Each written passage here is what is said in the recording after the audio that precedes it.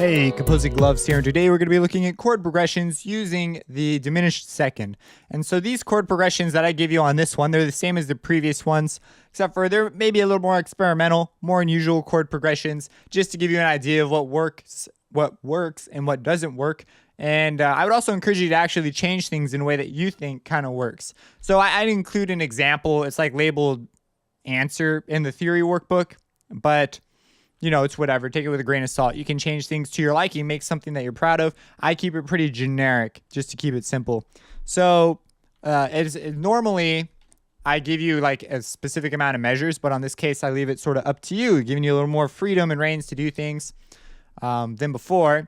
And so it's on C major, and we're just going to focus on the chords. So right now I know it's a 2, so it's just an example of the first one. You know, I'd put down a 2 chord, a 5 chord. Wow. I just had spit fly out my mouth. And then we have a 2, 5, 1. So we put down a C.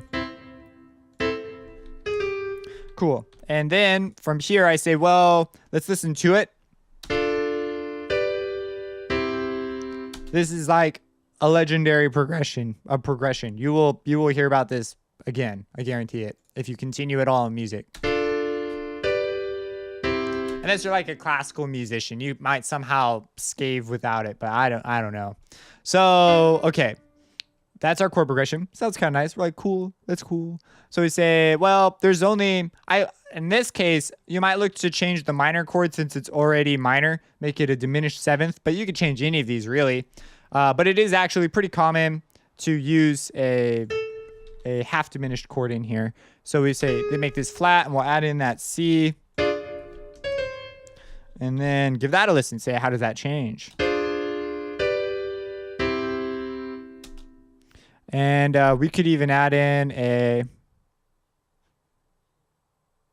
what the heck? We'll be a little more creative. So we'll put down a dot here.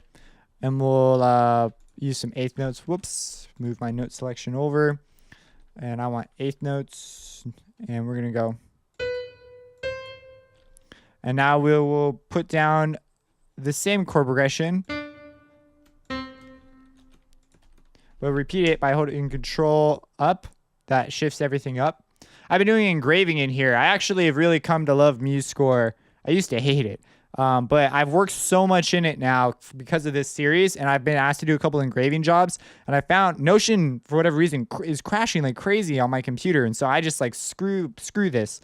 And so I went over to MuseScore and figured it out. Cadenzas, it's far more capable of doing cadenzas. Anyways, that was like an aside. Let's see what we got here.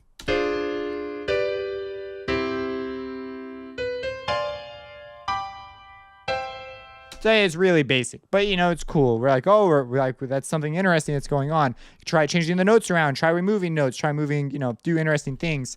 Now, you should label your stuff just as a habit. You should get used to labeling it. So I'm going to make sure that my jazz options on. I've done this in numerous tutorials, so you should be okay with it by now. And so we say, okay, well, this is D, and this is half diminished, right? And we hit spacebar to move by beats, or I think it also scrolls through notes as well. And then we go G, and then we have, well, here, this is a C major chord. And then, yeah, it does scroll through notes. And then we say, okay, well, this is still a D half diminished. And it's the same chord progression, just an octave up. And C.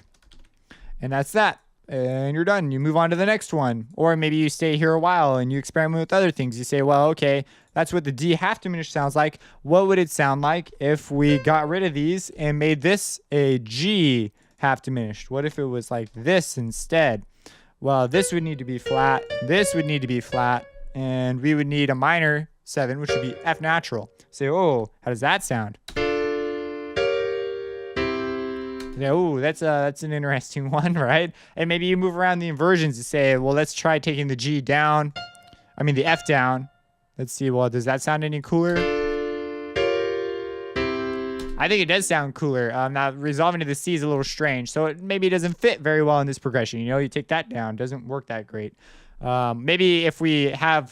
What would it sound like if we had 2 in a row, right? Because this is a pretty crunchy sounding thing. The quality of this chord is very crunchy. So we say, okay, let's, so now we have a D half diminished followed by a G. Let me put that note back.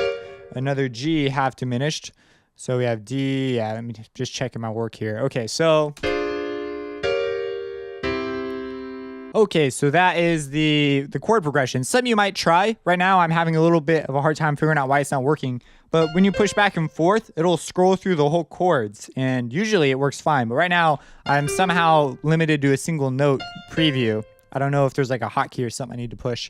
But if you can get it to do that, you can audition some really interesting chords pretty quick and just come up with some interesting progressions that can happen. So the whole thing here is we're just experimenting. We're not aiming to sound good. We're aiming to find out, well, we're aiming to sound good. We're aiming to stumble across interesting combinations. And so I've given you a couple interesting ones here that you can mess with and just, make them do your bidding. If you have any questions, let me know. Subscribe and have a blessed day.